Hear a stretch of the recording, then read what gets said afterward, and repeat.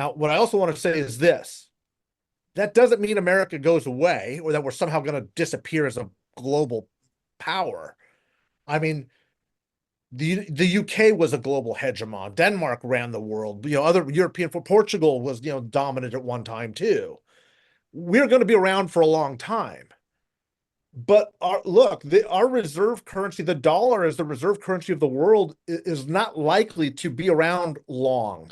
If you're Yeah. watching what's happening to our Yeah. financial markets Yeah. compared to Yeah, the that's a metal disaster. markets, the world is fleeing the market and going into hard metals right now in part, by the way, um, for security reasons that have defined markers of currency and stores of value for 5,000 years or Right. whatever it's been.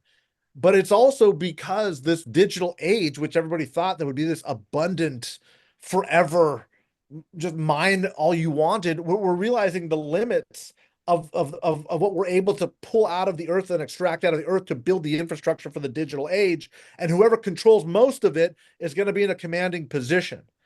So it's not like a 1990s argument of us going into Venezuela to say, we want their oil. Sure, that's part of it, but most of it, I think, is a function of trying to protect our currency from being devalued and being attacked to the point of losing its reserve currency status. Because if that happens, the quality of life and our standard of living as Americans is going to dramatically decrease, Yeah. especially as we see our allies in the European market and throughout Latin America coming together and saying, we're not putting up with this bullshit anymore. Because what we have been told in his own words as the president of the United States is saying, if you have stuff that we need to not just feed our insatiable consumer market, but we need it to keep our currency going. We'll come take your stuff. We'll come take your oil. We'll come take your rare earth minerals if you're Greenland, your valuable metals deposits.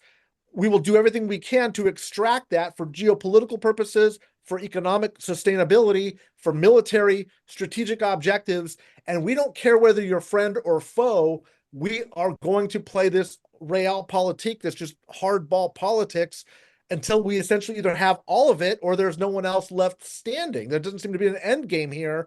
The only guardrail, as Donald Trump has said, is his own morality. Yeah.